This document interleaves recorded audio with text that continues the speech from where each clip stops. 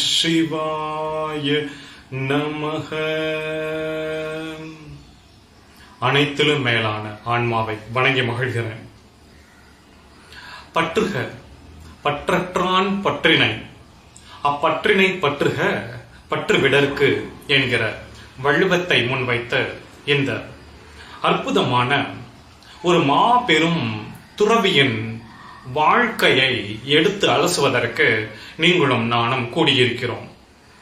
17ஆம் நூற்றாண்டில் ஒரு சிலர் 18ஆம் நூற்றாண்டு என்று சொல்கிறார்கள். எனக்கு என்ன தோன்றுகிறது என்றால் 17ஆம் நூற்றாண்டுக்கும் 18ஆம் நூற்றாண்டுக்கும் இணைத்து வாழ்ந்த மகான். இப்போ என்னைய உங்களெல்லாம் எடுத்துக்கிட்டோம்னா, நான் 20ஆம் நூற்றாண்டிலும் வாழ்ந்திருக்கிறேன், 21ஆம் நூற்றாண்டிலும் வாழ்ந்து கொண்டிருக்கிறேன் என்பதனால் ரெண்டுக்குமே நான் அப்ளிகபிள். எனக்கு அப்படிதான் தோணுது. நிறைய பேர் வந்துட்டு 17ஆம் நூற்றாண்டு என்று சொல்கிறார்கள், 18ஆம் நூற்றாண்டு என்று சொல்கிறார்கள். எது உண்மை என்று தெரியவில்லை என்று நினைக்கிறார்கள். நான் என்ன நினைக்கிறேன் என்றால், இரண்டுக்குமே ஓவர்லாப் ஆகி வாழ்ந்த அந்த மகான் சோமசுந்தர அவதானி என்கிற தகப்பனாருக்கும் பார்வதி என்கிற அம்மாவுக்கும் சிவராமகிருஷ்ணன் என்கிற ஒரு குழந்தை பிறக்கிறது. மிக அற்புதமாக வளர்க்கப்பட்ட அந்த குழந்தை 15 வயது அடையும் பொழுது, அந்த வாலிப பருவத்துல ஒரு 10ஆம் கிளாஸ் 11ஆம் கிளாஸ்ன்னு இன்னைக்கு நம்ம பையனை பாக்குற மாதிரி ஒரு 15 வயசு சிவராமகிருஷ்ணன் பையனுக்கு 7 வயது பெண்ணாகிய மீனாட்சி அப்படின்னு ஒரு குட்டி பாப்பாவை திருமணம் பண்ணி வைக்கிறாங்க. சிவராமகிருஷ்ணனுக்கும் மீனாட்சிக்கும் கல்யாணம். சிவராமகிருஷ்ணனுக்கு 15 வயசு, மீனாட்சிக்கு 7 வயசு. அந்த காலத்துல என்ன வழக்கம் அப்படின்னா, இந்த மாதிரி குழந்தை திருமணம் பண்ணி வச்சுட்டு அந்த குழந்தை அந்த பெண் குழந்தை பூப்படையும் வரைக்கும் அம்மா வீட்டுல இருக்கும். கல்யாணம்னா முடிஞ்சிடும். சின்ன பையன் தானே, அந்த பொண்ணு குட்டி பாப்பா தானே, அதனால பூப்படையும் வரைக்கும் அந்த குட்டி பாப்பாவை அம்மா வீட்டிலேயே வச்சுட்டு இருந்துட்டு, பிறந்த வீட்டிலேயே வச்சுட்டு இருந்துட்டு, ஏன்னா குழந்தை பூப்படைந்த பிறகு மாப்பிள்ளை வீட்டுக்கு அனுப்பிச்சு விடுவாங்க. இதுதான் இந்த குழந்தை திருமணத்துடைய வழக்கமாக இருந்து வருகிறது. அப்படி ஒரு வழக்கம் இன்றைக்கு முழுவதுமாக போய்விட்டது. ஒரு நாள் இந்த சிவராமகிருஷ்ணன் பள்ளிக்கூடத்துல இருந்து மத்தியான சாப்பாடு சாப்பிடுறதுக்காக வீட்டுக்கு வர்றாரு. வந்த உடனே அம்மா அவசரமா என்னென்னமோ வேலையெல்லாம் பார்த்துட்டு இருக்கிறாங்க. சிவராமகிருஷ்ணன் கொல்லப்புறத்துல போயிட்டு கை கால்லாம் அலம்பிட்டு அம்மா சாப்பாடு வேணுமா, நான் சீக்கிரம் கிளம்பணும், 12 மணிக்கு எனக்கு மறுபடியும் கிளாஸ் இருக்குது, நான் போகணும். இருடா, நான் வந்துடுறேன்டா, கொஞ்ச நேரம் இருடா அப்படின்னு அம்மா அந்த வேலையிலே ரொம்ப மும்முரமா இருக்காங்க. கொஞ்ச நேரம் கழிச்சு ரொம்ப கேட்கிறான் சிவராமகிருஷ்ணன், அம்மா சாப்பாடு வைமா, லேட் ஆயிடுச்சுமா, நான் பள்ளிக்கூடத்துக்கு போகணும்மா. அடே இருடா, வேணும்னா நீ போட்டுக்கோடா, நீயா போட்டு சாப்பிட்டுட்டு இன்னைக்கு ஒரு நாளைக்கு போப்பா. அன்னைக்கு அம்மாவுக்கு என்ன நிறைய வேலை இருக்கு. என்னம்மா வேலை உங்களுக்கு? அப்படி என்ன வேலை? பிள்ளைக்கு நீ நான் வரும் வரைக்கும் காத்திருப்பியே, எனக்கு வச்சு சாப்பாட வச்சு நான் சாப்பிடுறத அழகு பாப்பியே, ஒரு நாளைக்கு நான் சாப்பிடாம அரைக்குறையில நான் போனேன்னா துடிச்சு போவியே, இன்னைக்கு என்ன நீ இப்படி உதாசீனப்படுத்துற அப்படின்னு அந்த பையன் எனக்கு அதான் எனக்கு சிவராமகிருஷ்ணன் கிட்ட பிடிச்சது அதுதான். பையன் கேட்கிறான், அட மக்கு, பொண்டாட்டின்னு ஒருத்தி இருக்கான்னு நீ மறந்து போயிட்டியா? குழந்தையா இருக்கிறப்ப கல்யாணம் பண்ணியாச்சு, அவ வரவே மாட்டான்னு நினைச்சியா? பூப்படைஞ்சிட்டாடா உன்னோட மனைவி, அதனால அவளை இங்க வீட்டுக்கு கூட்டிட்டு வர்ற சம்பிரதாயம் நடக்குது. இப்போ அவங்க அம்மா பையன் கூட்டிட்டு வர போறாங்க. இன்னைக்கு சாயந்தரம் அந்த ஃபங்க்ஷன், அந்த பொண்ணை கூட்டிட்டு வந்ததுக்கு அப்புறம் வச்சுட்டு இருந்துட்டு, அடுத்து உனக்கும் அந்த பெண்ணுக்கும் திருமண வாழ்க்கை இன்னையில இருந்து ஆரம்பிக்குதுன்னு சொல்லிக்கிட்டு இருக்கிறப்போ, இந்த பையனுக்கு அந்த பொண்ணு மேல ஒரு ஓஹோ, இதனாலதான் நீங்க என் சாப்பாட்டுல உதாசீனப்படுத்த, அதாவது அம்மா எனக்கு அக்கறை காட்டுகிற அம்மா, அதாவது இவர் அந்த பார்ஷியாலிட்டியா அவர் நினைக்கல, அத பாசமா நினைக்கல. நீங்க எனக்கு அன்பு செலுத்த வேண்டிய நீங்க ஒருத்தை வர்றன்ற ஒண்ண கவனம் மாறுதே அப்படின்னு அவர் நினைக்கல. அவர் என்ன நினைச்சார் அப்படின்னா, இப்படி ஒரு விஷயம், அந்த மனைவி அப்படிங்கிற ஒரு விஷயம் வருவதன் மூலமாக நம்முடைய வாழ்க்கையில் முதல் அலை ஒரு ஒரு புரட்டி போடுதே, அது அது வளர வளர வளர அது என்ன மாதிரியான அலைகளாக மாறும், என்ன மாதிரியான சுனாமிகளாக மாறும், எப்படியெல்லாம் புரட்டி போடும்னு. அப்ப அவருக்கு என்ன வயசு இருந்திருக்கும் நான் நினைக்கிறேன் அப்படின்னா, ஒரு 18 வயசு. சிவராமகிருஷ்ணனுக்கு 18 வயசு இருந்திருக்கும் நினைக்கிறேன். 18 மிஞ்சி போனா 20 வயசு பையன். ஏன்னா நான் அந்த பொண்ணுக்கு நான் பாக்குறேன், பொண்ணு ஒருவேளை 10 வயசு இல்லைன்னா 12 வயசு, 12 வயசுல பூ பெய்து இருக்கலாம். அப்போ அந்த அந்த கணக்குல பார்த்தோம்னா சிவராமகிருஷ்ணனுக்கு 18 வயசோ 20 வயசு பையனாவும் இருந்திருக்கலாம். அந்த 20 வயசு பையன் அப்போ நினைச்சு பார்த்துட்டு அப்படியே கொல்லப்புறத்துல இருந்து போனவர் தான், துறவியாகி விட்டார். நான்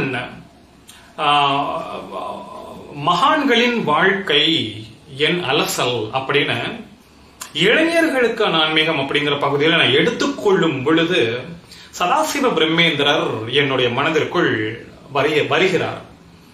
அவரை நான் அந்த இடத்தில் வைக்காமல் நான் முதியவர்களுக்கான ஆன்மீகம் அப்படிங்கறத நான் வைக்கணும் அப்படின்னு நான் லாக்கர்ல போட்டு வச்சிருந்தேன்.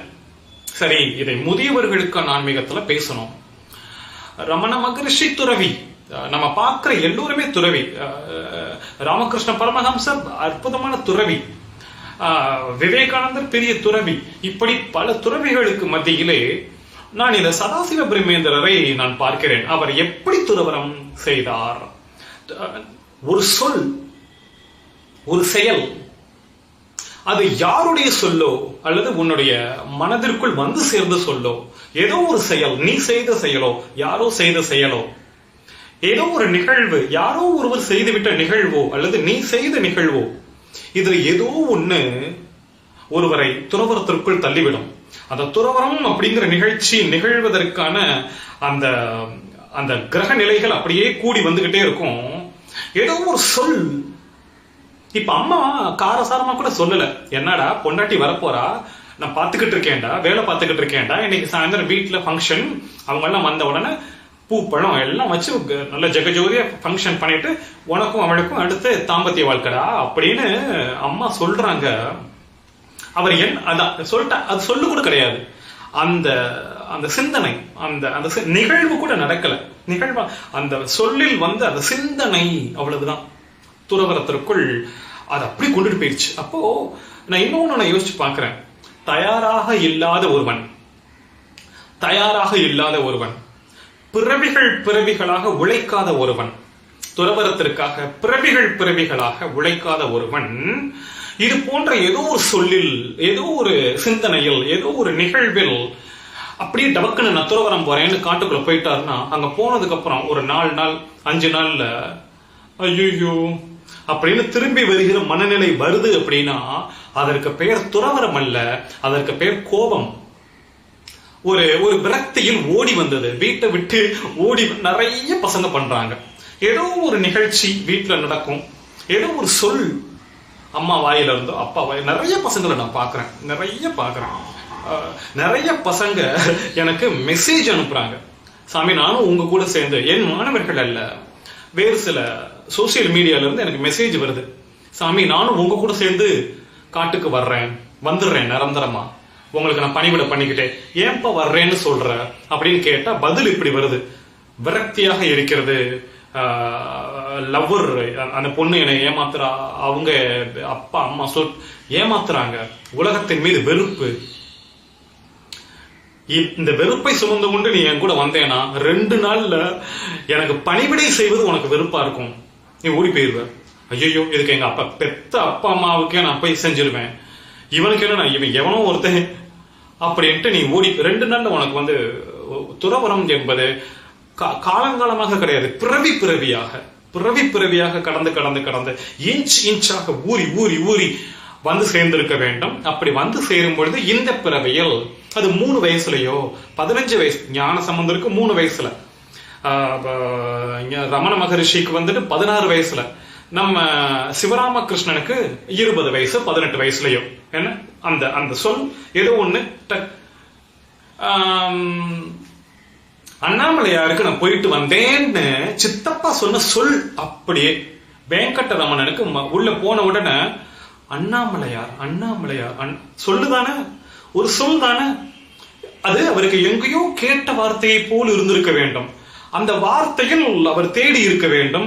ஓஹோ, இது திருவண்ணாமலையா அப்படின்னு அவர் அப்படியே புல்லரிச்சு அவர் அப்படி இழுத்திருக்க வேண்டும். வெங்கடராமன் ரமணராகி போனார். அவ்வளவுதான், ஒரு சொல். ஆக இதெல்லாம் பிறவிகளாக வந்து சேர்கிற துறவரம். சரியா? இப்போ இந்த சிவராமகிருஷ்ணனுக்கு இப்படி இந்த அம்மா சொன்ன உடனே சாப்பிடவே இல்லை. கொல்லப்பக்கம் வழியாக கையை கழுவிக்கிட்டு இருக்கார். அப்படி ஓடி போயிட்டார். திருப்பி வீட்டுக்கு வரவே இல்லை. அப்படி போனவர் தான் சதாசிவ பிரம்மேந்திரராக மாறி போன இன்றைக்கு உலகிற்கு கடந்த ஒரு 3-4 நூற்றாண்டுகளை கடந்தும் அவருடைய வாழ்க்கையை பற்றி நாம் பேசுகிற அளவிற்கு நின்று கொண்டிருக்கிற ஒரு மாபெரும், எத்தனை பேர் இந்த 4 நூற்றாண்டுகளில் பிறந்து சோற்றை தின்று மக்களுக்கு நல்லதோ கெட்டதோ செய்து அவர்கள் பெயர் கூட தெரியாமல் வாழ்ந்து மறைந்து போன நம்முடைய தாத்தாவுடைய தாத்தாவுடைய தாத்தா என்ன சதாசிவ பிரம்மேந்திரருக்கு அடுத்தபடியாக கூட பிறந்திருக்கலாம். அவர்களுடைய பெயரெல்லாம் நமக்கு தெரியவில்லை. சதாசிவ பிரம்மேந்திரர் அவர் செய்த துறவரம் என்பது இன்றைக்கு வரைக்கும் ஆன்மீகத்தில் அது ஒரு நல்ல வழிகாட்டுதலாக இருக்கிறது என்கிற பட்சத்திலே பிரபஞ்சம் நிறைய விஷயங்களை அற்புதமாக நிகழ்த்தி கொண்டிருக்கிறது என்றுதான் நான் பார்க்கிறேன். இந்த சதாசிவ பிரம்மேந்திரருடைய இந்த துறவரத்தை கொஞ்சம் ஆழமாக அவருடைய வாழ்க்கையை வைத்து நான் உங்ககிட்ட நான் பேசணும்னு ஆசைப்படுறேன். சரி, போயிட்டார்.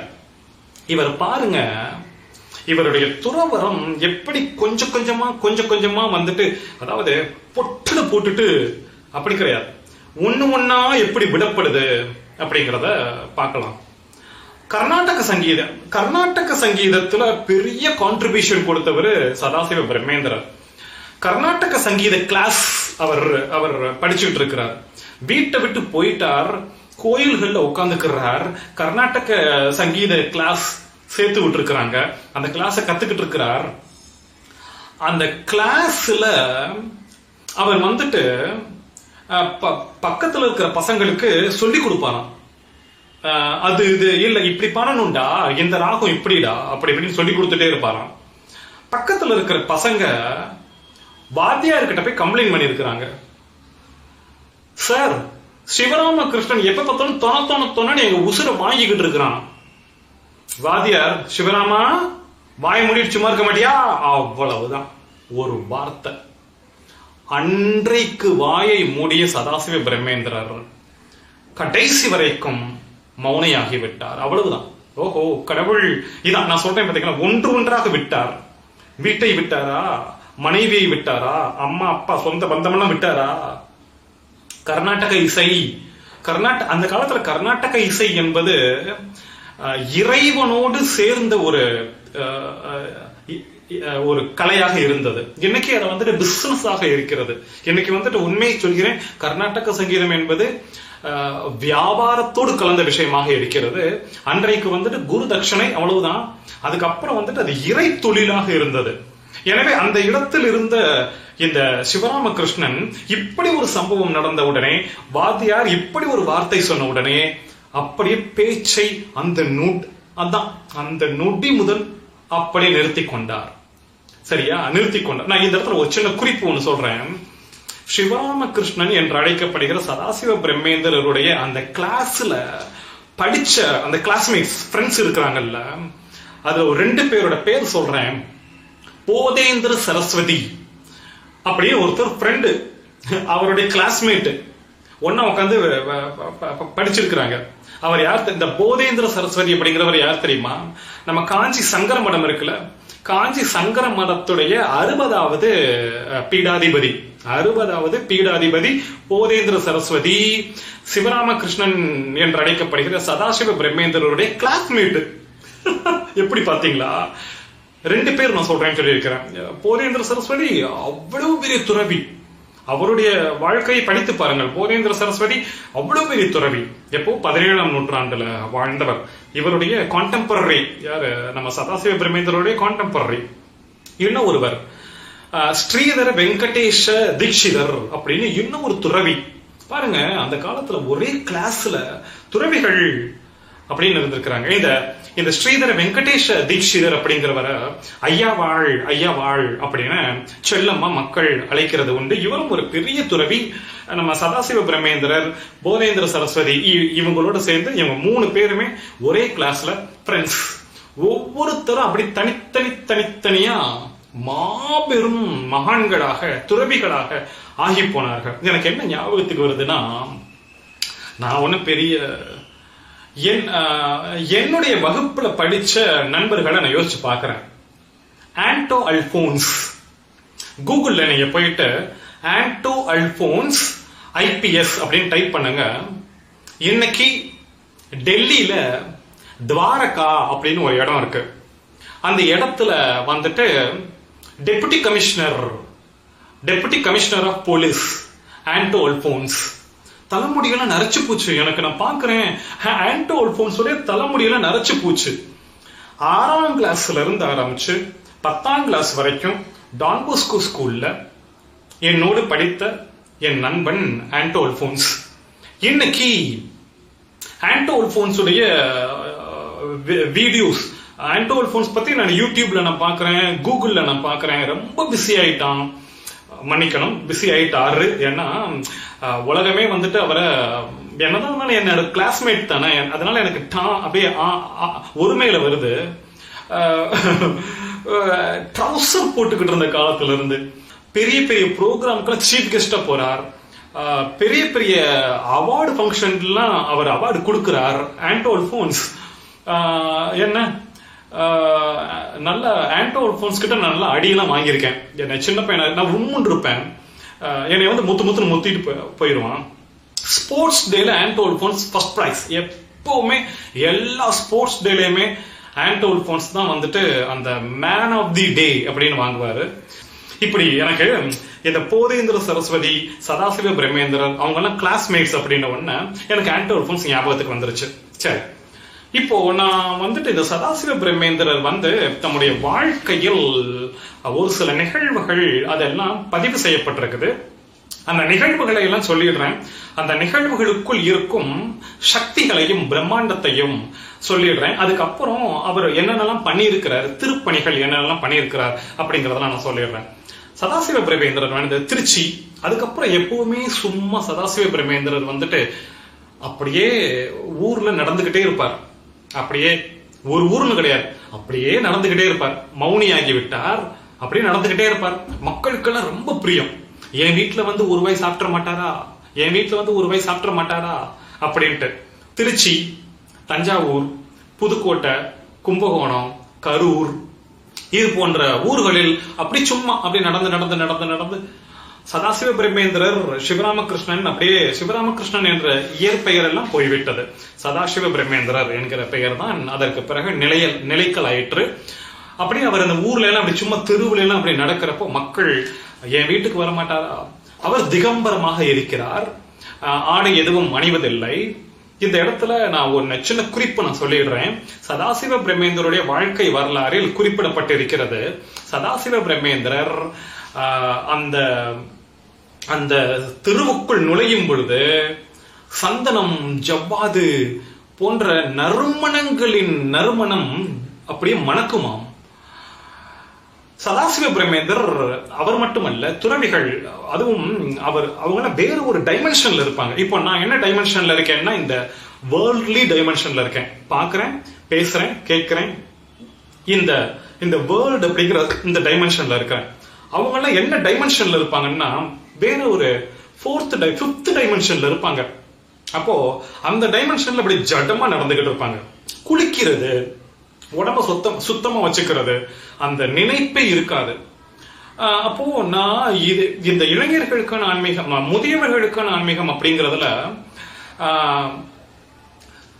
எனக்கு என்னுடைய சந்தேகமாக துறவரத்துல எனக்கு சோப்பு தேவைப்படுதே, சோப்பு இல்லாம நான் வந்துட்டு எப்படி நான் குளிப்பேன் அப்படின்றப்போ 42 நாட்கள் சோப்பு போடாம வெறும் தண்ணீர்ல குளிச்சோம்னா அல்லது 42 நாட்கள் குளிக்காமல் இருந்தோம் என்றால் என்ன நிகழும், நம் உடலில் என்ன நிகழும் அப்படிங்கிற ஆராய்ச்சியை வைத்து இந்த முதியவர்களுக்கான ஆன்மீகம் அப்படிங்கிற இந்த தொடர்ல ஒரு பதிவு பண்ணியிருக்கேன்.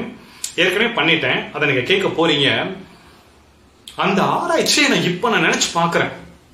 சதாசிவ பிரம்மேந்திரன் அந்த தெருவுக்குள் நுழையும் பொழுது உள்ளே அமர்ந்திருக்கும் பொப்நாட்டிகள் மக்களுக்கு அவர் வருகிறார் என்கிற விஷயம் அவருடைய வாடையின் மூலமாக, அந்த நறுமணத்தின் மூலமாக தெரியுமா.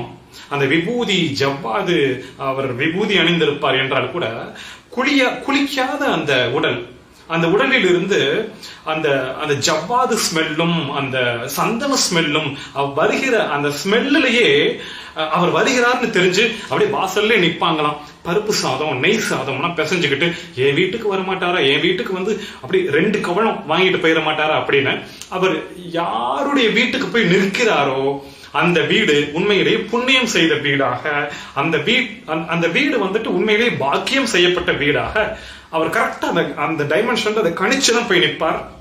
அந்த கையை அப்படியே நீட்டுவார். 2 கவளம் உருண்டை அதை அப்படியே சாப்பிடுவார். தன் மேலேயே துடைத்துக் கொள்வார். கழுவுவது கூட கிடையாது, அப்படியே துடைச்சுக்குவார். அந்த அம்மா கேட்பாங்க, சாமி இன்னும் ஒரு உருண்டை. அவர் பதிலே சொல்ல மாட்டார், அப்படி போயிடுவார். அன்றைக்கு ஒரு நாளைக்கு அந்த ஒருவேளை உருண்டை தான் அவருடைய உடம்புக்கு, அவ்வளவுதான், போயிட்டே இருப்பார். எனக்கு இந்த இடத்துல இன்னும் ஒரு சின்ன என்னுடைய தனிப்பட்ட ஆராய்ச்சியை நான் பதிவு பண்றேன்.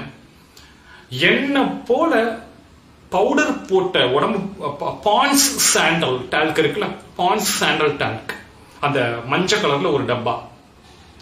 நான் எனக்கு தெரிஞ்சு நான் வந்து எல்கேஜி யூகேஜின்னு நினைக்கிறேன். அப்பொழுது ஆரம்பிச்சு என்னுடைய 37, 38வது வயது வரை நான் வாங்கின பான்ஸ் சாண்டல் டப்பா மட்டும் வந்து ஒரு 1 லட்சம் ரூபாய்க்கு நான் மொத்தமா என் வாழ்க்கையில நான் வாங்கியிருப்பேன். உச்சந்தலையிலிருந்து என் உள்ளங்கால் வரைக்கும் பவுடர் எவ்ரிடே குளிச்சு முடிச்சுட்டு வந்த உடனே உச்சந்தலையிலிருந்து உள்ளங்கால் வரைக்கும் பவுடர் போட்டு, அதுக்கு மேல நான் பனியன் போட்டு, ஜட்டி போட்டு, பேண்ட் ஷர்ட்டை போட்டுட்டு தான் நான் ஸ்கூலுக்கு போவேன், காலேஜுக்கு போவேன்.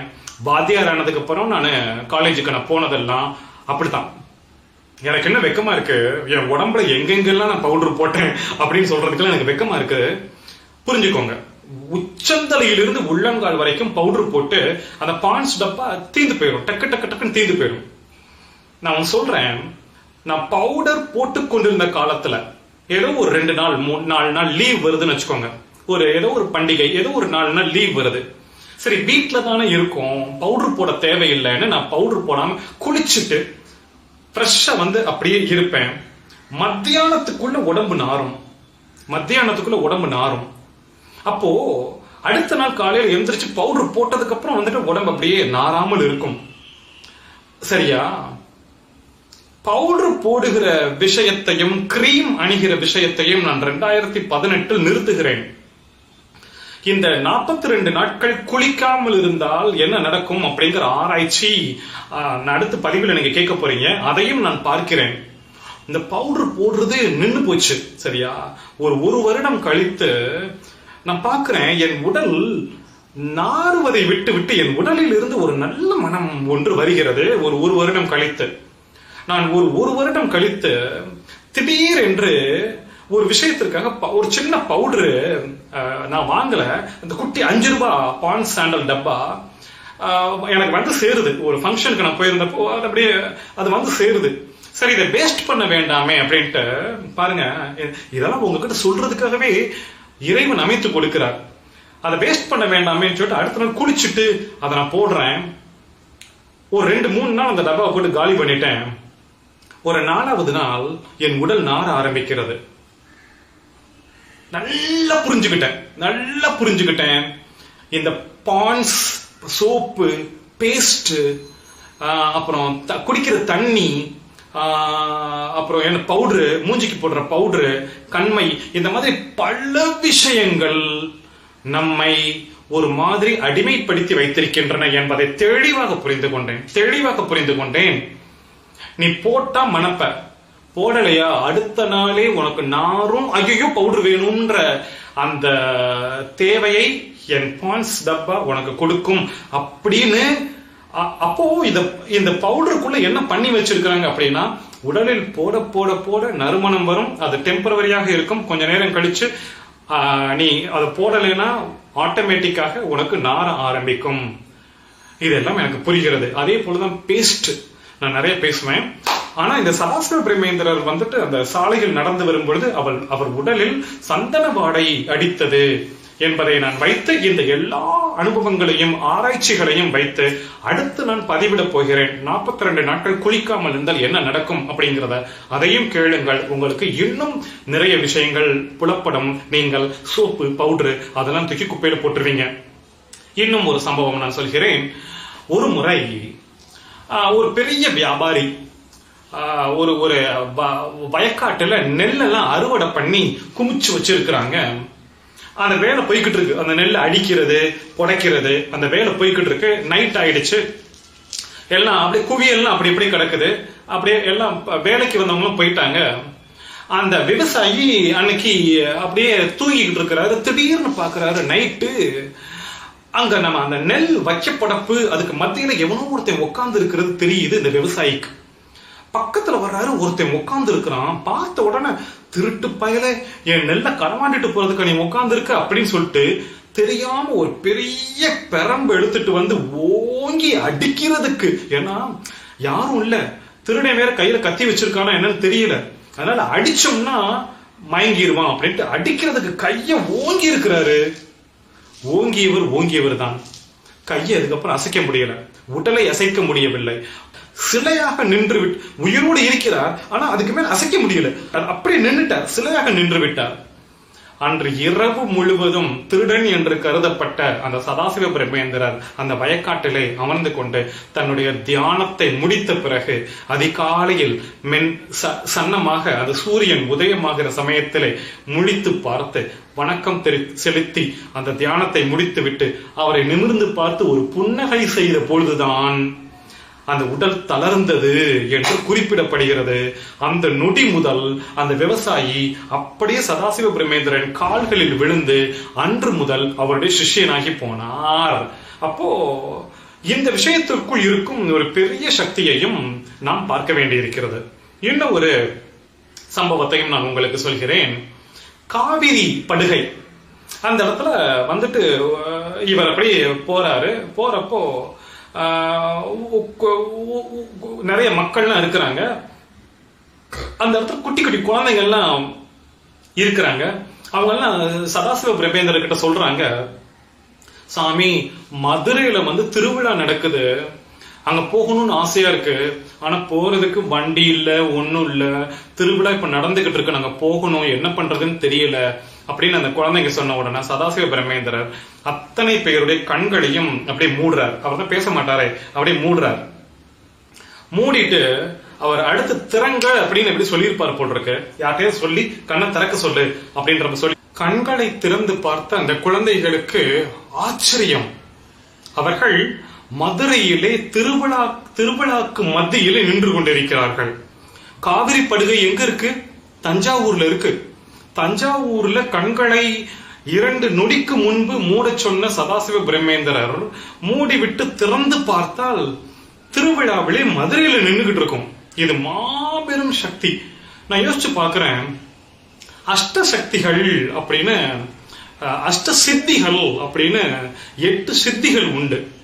எனக்கு என்ன ஆசைன்னா இந்த அஷ்ட சித்திகள் எவை அப்படின்னு ஒரு தனி பதிவு போடணும்னு நான் 2 வருஷமா நான் யோசிச்சுட்டு இருக்கேன். என்னால முடியல, உண்மையிலேயே என்னால முடியல. ஏன்னா என்னுடைய நேரம் கூடி வருகிறது.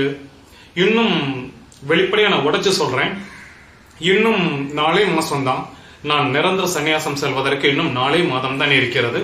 2021 ஆவணி மாதம் ஆகஸ்ட் மாச தேதியும் குறிச்சிட்டேன். ஆகஸ்ட் மாதம் 20ஆம் தேதி 2021 அன்று நிரந்தர சன்னியாசம் செல்வதற்கு நேரம் குறித்து விட்டேன், நாள் குறித்து விட்டேன் என்பதனால் அதற்கான வேலைகளும் சென்று கொண்டிருக்கிறது. வாத்தியார் வேலை ராஜினாமா செய்யப்பட்டு விட்டது. இன்றைக்கு இந்த வீடு வந்துட்டு ஒருத்தருக்கு கொடுக்கிறதுக்கான ஏற்பாடெல்லாம் இன்றைக்கு கூட நடந்து கொண்டிருக்கிறது. எனவே நிறைய பதிவுகள் அதுக்கு மத்தியில் இந்த யூடியூப் சேனலை கரெக்டா பெர்ஃபெக்டா முடிச்சிடணும் அப்படின்ற அந்த வேலையும் போய்கிட்டு இருக்கு என்பதனால் நிறைய பதிவுகள் மனதில் வச்சிட்டு இருந்த பதிவுகளை என்னால் செய்ய முடியவில்லை, மகாபாரதம் உட்பட. சரி, இந்த சம்பவம் ரொம்ப ஆச்சரியமான சம்பவமா இருக்கு. ஒரு தடவை இன்னொரு சம்பவம் சொல்கிறேன். ஒரு தடவை அந்த காவிரி ஆற்றங்கரையில அமர்ந்து கொண்டு சதாசிவ பிரமேந்திரர் தியானம் பண்ணிக்கிட்டு இருக்கிறார். ஆற்றிலே வெள்ளம், பெரும் வெள்ளம் அவர் அடிச்சுக்கிட்டு போயிடுச்சு. அவருக்கு தியானத்துல வெள்ளம் தெரியல, ஒன்னும் தெரியல, தியானத்துல இருந்திருக்கிறாரு, வெள்ளம் அடிச்சுக்கிட்டு போயிடுச்சு. 6 மாத காலங்கள் சதாசிவ பிரமேந்திரரை ஊர் மக்கள் எல்லாம் தேடி அவர் எங்க, அதாவது தஞ்சாவூர்ல எல்லாம் தேடுறாங்க, திருச்சியில எல்லாம் தேடுறாங்க, இந்த தெருவுல தானே வருவாரு. எப்ப உன் தெருவுக்கு வந்தாரா? வரலையே, அவர் வந்தே ரொம்ப நாள் ஆச்சு. உங்க தெருவுக்கு வந்தாரா? திருச்சியில ஃபுல்லா வரல, தஞ்சாவூர்ல தேடுறாங்க. அவர் கர்நாடக இசை உலகில் எவ்வளவு பிரபலம், அந்த 17ஆம் நூற்றாண்டுல எவ்வளவு பிரபலம் அப்படிங்கறத நான் சொல்றேன். எத்தனை கோவில்களை கட்டி இருக்கிறார் அப்படிங்கறத நான் சொல்றேன். அப்பதான் புரியும். ஊரே தேடி இருக்கிறாங்க. திருச்சி, தஞ்சாவூர், கும்பகோணம், புதுக்கோட்டை, கரூர் எல்லாம் தேடி இருக்கிறாங்க. 6 மாசம் காணவே காணும். ஒரு விவசாயி தஞ்சாவூர்ல அந்த காவிரி ஆத்தங்கரையில ஒரு நாள் மம்பட்டியை வச்சு இப்படி வெட்டிக்கிட்டு இருக்கிறாரு. வெட்டிக்கிட்டு இருக்கிறப்ப மண்ணுல இருந்து அப்படியே அவர் அப்படியே ரத்தம் வருது. ஐயோ, எதையோ வெட்டிவிட்டோமோ, பூச்சியோ புழுவோ பாம்போ ஏதோ ஒரு பிராணியை வெட்டிவிட்டோமோ அப்படின்னு அந்த மண்ணை லாவகமா கையில் அப்படி தோண்டி எடுக்கிறாரு. உள்ளுக்குள்ளே ஒரு மனித உடல் கிடப்பது தெரிஞ்ச உடனே ஐயோ, யாரோ தற்கொலை பண்ணிக்கிட்டாங்களோ, செத்து போயிட்டாங்களோன்ட்டு அப்படியே மண்ணை கிளறி விட்டு அந்த உடலை எடுக்கிறாரு. உடலை உழுப்பிக் கொண்டு அந்த மணலை எல்லாம் அப்படி தள்ளிவிட்டு சதாசிவ பிரமேந்திரர் தன்னுடைய தியானத்திலிருந்து கலைந்து அப்படியே நடந்து சென்றார் என்று இந்த வியாபாரி பார்த்துவிட்டு மக்களுக்கெல்லாம் சொல்ல, மக்கள் எல்லாம் அதற்கு பிறகு சதாசிவ பிரமேந்திரிடம் வந்து கேள்விகள், அவர் மௌனியாகத்தான் இருந்திருப்பார், ஆனாலுமே மௌன பாஷையிலேயே கேட்டு கேட்டு ஆம் இல்லை என்கிற பதிலேயே வைத்து 6 மாத காலம் மனனுக்குள்ளேயே நான் இருந்தேன் என்கிற வார்த்தையை சதாசிவ பிரமேந்திரரிடமிருந்து மக்கள் வாங்கி அதை பதிவு செய்திருக்கிறார்கள். மிரண்டு போனார்கள். 6 மாத காலம் மணலுக்குள்ளேயே, காவிரி மணலுக்குள்ளேயே அவர் இருந்திருக்கிறார். நான் பல விஷயங்களை பார்க்கிறேன். துறவிகளாக இருந்தால் கூட நிறைய கர்மாக்கள் அது அப்படியே அமையுது. நல்லதோ கெட்டதோ அது நிறைய கர்மாக்கள் துறவிகளுடைய வாழ்க்கையிலும் அமையுது. அதை நான் பார்க்கிறேன். பல துறவிகளுடைய வாழ்க்கையில் நடக்கிற துன்பங்கள். ரமண மகரிஷியுடைய முகத்துல ஒருவர் காரி துப்புறார், அதை நான் பார்க்கிறேன். புத்தருடைய முகத்துல ஒருவர் காரி துப்புறார், அதற்கு புத்தர் புன்னகை செய்தவாறு அவரை பார்க்கிறார். என்ன, அவர் காரி துப்பிட்டு போய் அன்னைக்கு நைட்டு அவருக்கு தூக்கம் வரல. புத்தருடைய புன்னகை அவர் கண்களுக்குள் கொள்கிறது. திரும்பி புத்தர் காலில் விழுகிறார். என்னை நீ அடிச்சிருந்தா கூட எனக்கு ஒண்ணும் இல்லை, நீ செய்த புன்னகை என்னை கொள்கிறது. அப்போ அந்த காரி உமிழ்வது, இப்படி மணலுக்குள் புதைந்து போவது, நெருப்புக்குள் இருந்து வருவது, சீதா தேவி பூமிக்குள் செல்வது, இந்த மாதிரி பல விஷயங்களை நான் என்ன பார்க்கிறேன்னா, துறந்து விட்டால் கூட கர்மாக்கள் தொடர்கின்றன அப்படின்னு நான் பார்க்கிறேன். இன்னும் ஒரு சம்பவம், ரொம்ப பிரபலமான சம்பவம், சதாசிவ பிரமேந்திரருடைய வாழ்க்கையிலே ரொம்ப பிரபலமான ஒரு சம்பவம். சதாசிவ பிரமேந்திரர் அந்த தஞ்சாவூர், கும்பகோணம், எனக்கு ஊர் எதுன்னு எனக்கு சரியா தெரியல, கும்பகோணம்னு நினைக்கிறேன். கும்பகோணம், புதுக்கோட்டைன்னு நினைக்கிறேன். இருந்தாலும் எனக்கு சரியா தெரியல, புதுக்கோட்டைன்னு வச்சுக்கலாம். அந்த தெருக்களிலே அப்படி நடந்து போய்கிட்டு இருக்கிறார். அவர் திகம்பர சன்னியாசி, ஆடை எதுவும் இல்லாமல் நிர்வாணமாக நடந்து போய்கிட்டு இருக்கிற ஒரு சன்னியாசி. பேச மாட்டார், மௌனியாக இருப்பார். அப்படி போய்கிட்டு இருக்கிறார். அவரை அந்த ஊர் நவாப், அப்ப எல்லாம் பிரிட்டிஷ் ஆட்சி இருக்குது. நவாப் அப்படிங்கிறது ஒரு பொசிஷன், ஒரு கலெக்டர் மாதிரி. அந்த ஊருடைய புதுக்கோட்டை நினைக்கிறேன், புதுக்கோட்டையுடைய நவாப் அவரை பார்த்துட்டு அவரை நெல்லுன்னு சொல்லி இருக்கிறாரு. அவர்தான் துறவியாச்சே, அவர் போய்கிட்டே இருக்கிறார். தன்னுடைய சேவகர்கள் கிட்ட சொல்லி அவரை போய் என்னன்னு கேளுங்கடா அப்படின்னு சொன்ன உடனே சேவகர்கள் போயிட்டு வந்த கோபத்துல சதாசிவ பிரமேந்திரருடைய ஒரு கை அப்படி ஓங்கி வெட்டிட்டாங்களாம். கூப்பிடுறோம் அப்படின்னு வெட்டிட்டாங்களாம். அந்த கை அப்படி துண்டமாக வெட்டுப்பட்டு அப்படி தரையிலே விழுக சதாசிவ பிரமேந்திரர் அப்படியே நடந்து போய்கிட்டே இருக்கிறார். நம்மளாம் என்ன பண்ணுவோம், துறவியா இருந்தா கூட ஐயோ ஐயோன்னு வலி. அவர் உடலை கடந்து விட்டார். அஷ்ட சித்திகள் அஷ்ட சித்திகளில் அவர் கை தேர்ந்தவராக இருந்திருக்கிறார். உடலை கடந்து விட்டார் என்கிற விஷயம் நமக்கு இந்த சம்பவங்களின் மூலமாக தெரிகிறது. கை வெட்டப்படுகிறது, இந்த கை துண்டமாக போய் விழுகிறது. நவாபு தன் கண்கூடாக பார்க்கிறார் என்ன நடக்கிறது என்று. அவர் நடந்து சென்று கொண்டிருக்கிறார். ஏதோ தூசியை தட்டி விடுவது போல யாரோ கையை வெட்டிட்டாங்களா அப்படின்ட்டு போய்கிட்டே இருக்கிறார். குடுக்குடுன்னு ஓடி போய் நவாப் அந்த கையை எடுத்து கொண்டு போய் சதாசிவ பிரம்மேந்திரரிடம் கொடுத்து விட்டு மன்னிப்பு கேட்க, சதாசிவ பிரம்மேந்திரர் அந்த கையை எடுத்து தன் கையோடு வச்சு இப்படி தேய்ச்சி விட்டானா, கையை ஒட்டிக்கிச்சான். இத அந்த பப்ளிக்ல இருந்த அத்தனை மக்களும், நவாப் சேவகர்கள் உட்பட அத்தனை பேரும் பார்த்து மிரண்டு போனார்கள். நான் மறுபடியும் இந்த கர்மா அப்படிங்கிற விஷயத்துக்கே நான் வர்றேன். நான் சதாசிவ பிரமேந்திரரை மட்டும் நான் எடுத்து சொல்லவில்லை, பல மகான்களுடைய துறவிகளுடைய வாழ்க்கையையும் நான் எடுத்து பார்க்கிறேன். இந்த கர்மாக்கள் துறந்து விட்டால் கூட எல்லா வினைகளையும் கடந்து சும்மா இருத்தல் என்கிற நிலைக்கெல்லாம் சாதாரணமா உங்களால என்னால எல்லாம் வர முடியாது. நான் முயற்சி செய்கிறேன், நீங்களும் அதே முயற்சிக்கு வர வேண்டும் அப்படின்னு நானே இந்த யூடியூப் சேனல் மூலமாக வேண்டி கேட்டுக்கொள்கிறேன். சும்மா இருத்தல், துறவிகள் எல்லாம் சும்மா இருத்தல் என்கிற நிலைக்கு சென்றால் கூட கடந்த கர்மாக்கள் எல்லாம் எப்படி இன்பங்களையும் துன்பங்களையும் தந்துகிட்டு இருக்குன்னு பாருங்களேன். இன்பங்களை கூட உள்வாங்குவதற்கு மனம் மறுத்து விட்டால் கூட துன்பம் எப்படியெல்லாம் வந்து சேருது பாத்தீங்களா? இதையெல்லாம் கூட இந்த உடல் இருக்கும் பொழுது அனுபவித்துதான் செல்ல வேண்டி இருக்கிறது. இயேசு கிறிஸ்துவுக்கும் அந்த முள்கிரீடம் அப்படி ஒரு மரணம் என்பது அவ்வளவு பெரிய ஒரு சித்தருக்கு அப்படி ஒரு கர்மா என்பதையும் தான் நான் புரிந்து கொள்கிறேன். சரி, இப்போ இந்த சதாசிவ பிரம்மேந்திரன் என்னென்னலாம் வந்து பண்ணியிருக்கிறார். கர்நாடக இசையில ஒரு மாபெரும் பங்களிப்பை கொடுத்திருக்கிறார். நிறைய பாடல்களை எழுதி இருக்கிறார். ஒரு லிஸ்ட் இருக்குது, அந்த லிஸ்ட் எல்லாம் நான் வாசிச்சேன்னா நேரம் இல்லை உண்மையிலேயே. அவர் என்னென்ன பாடல்களை எழுதி அதுக்கு என்னென்ன இசை போட்டு கொடுத்திருக்கிறார். ஏன்னா அவர் பிறந்ததுல இருந்தே வந்து கர்நாடக இசை மேதையவர். எனவே அந்த கர்நாடக இசையில வந்துட்டு அவர் பெரிய பங்களிப்பு பண்ணியிருக்கிறார். என்னென்ன கோவில்களை நிறுவி இருக்கிறார், என்னென்ன கோவிலுக்கு வந்துட்டு அந்த அந்த ரிப்பனை கட் பண்ணி அப்படியே ஓப்பனிங் செரிமனி பண்ணுவோம் தெரியுமா, அந்த மாதிரி என்னென்ன கோவில்களை திறந்து விட்டு இருக்கிறார் அப்படிங்கறதெல்லாம் நம்ம பார்ப்போம். தஞ்சாவூர்ல புன்னைநல்லூர் அப்படின்னு ஒரு ஊர்ல மாரியம்மன் கோயில் ஒண்ணு இருக்குது. அந்த கோவிலை நிறுவியவர் சதாசிவ பிரம்மேந்திரர். தேவகானப்பட்டி அப்படிங்கிற ஒரு ஊர்ல காமாட்சி அம்மன் அப்படின்னு ஒரு கோவில் இருக்கு. அந்த கோவிலையும் கட்டி கொடுத்தவர் சதாசிவ பிரம்மேந்திரர். கரூர்ல கல்யாண வெங்கடேஸ்வர பெருமாள் கோயில் அப்படின்னு ஒரு கோவில் இருக்குது. அந்த கோவிலையும் நட்டு வைத்தவர், அதாவது தொடங்கி வைத்தவர் சதாசிவ பிரம்மேந்திரர். தஞ்சாவூர்ல பிரசன்ன வெங்கடேஸ்வர கோவில்ல அனுமார் விக்கிரகம் அதை மட்டும் நிறுவியவர் சதாசிவ பிரம்மேந்திரர். திருநாகேஸ்வரம் இருக்கு, கும்பகோணத்துல திருநாகேஸ்வரம். அந்த திருநாகேஸ்வரத்துல நாகநாத சுவாமி கோவில் இருக்குது, அந்த ராகு கோவில். அந்த கோவில்ல கணபதி இயந்திர மந்திர தடம் ஒண்ணு இருக்கும். அந்த நம்ம இந்த இயந்திரம் வச்சிருப்போம்ல, அதை எழுதி பதித்தவர் சதாசிவ பிரம்மேந்திரர். எவ்வளவு பெரிய விஷயம் இன்னைக்கு இருக்குது திருநாகேஸ்வரத்துல. இது போக இன்னொரு அற்புதமான விஷயத்தை சொல்கிறேன்.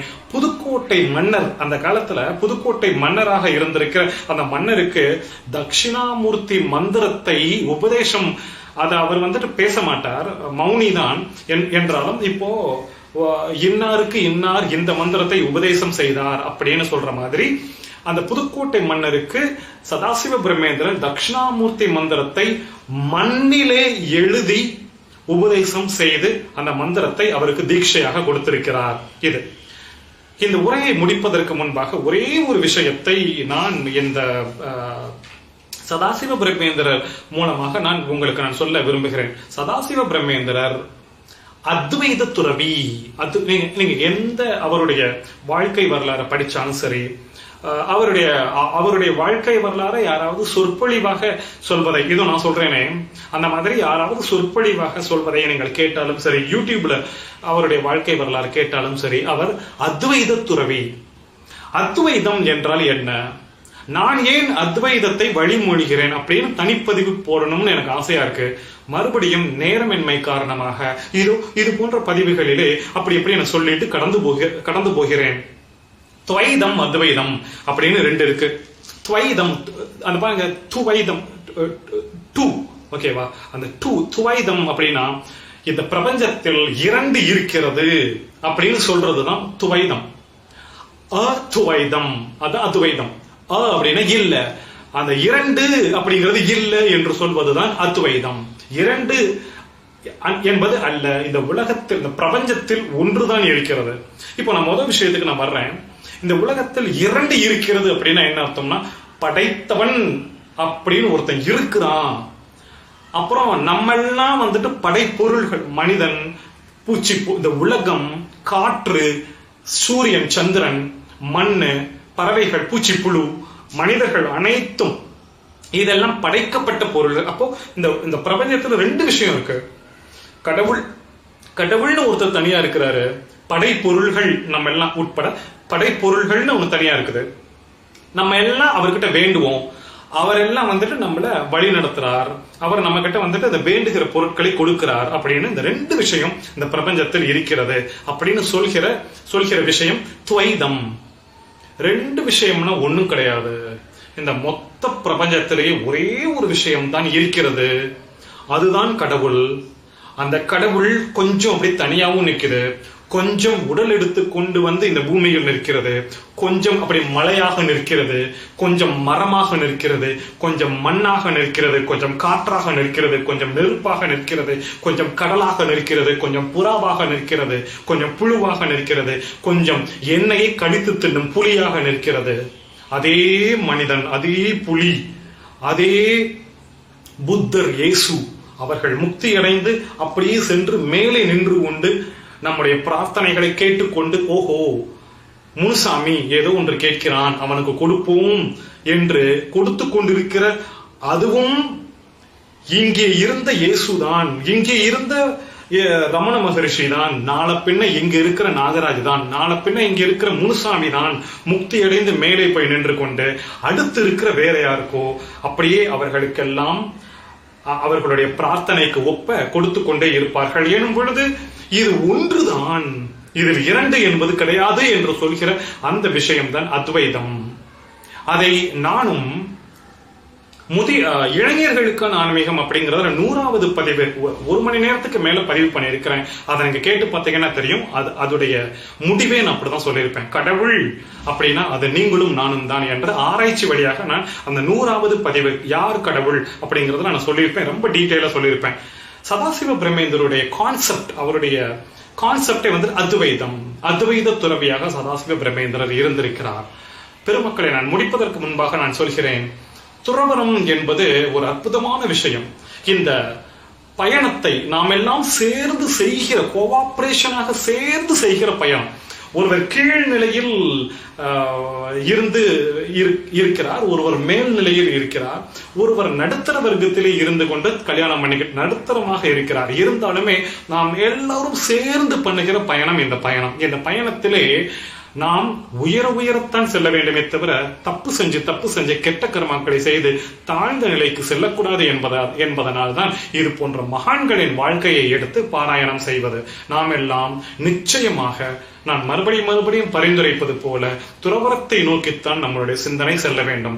கெட்ட கர்மாக்கள் செய்யாமல் நல்ல கர்மாக்களை செய்து இன்னும் சொல்ல வேண்டும் என்றால் ஆழமாக கர்மாக்கள் எதையும் செய்யாமல் சும்மா இருக்கும் மனநிலைக்கு வருகிற பாக்கியத்தை பெறுவோம்.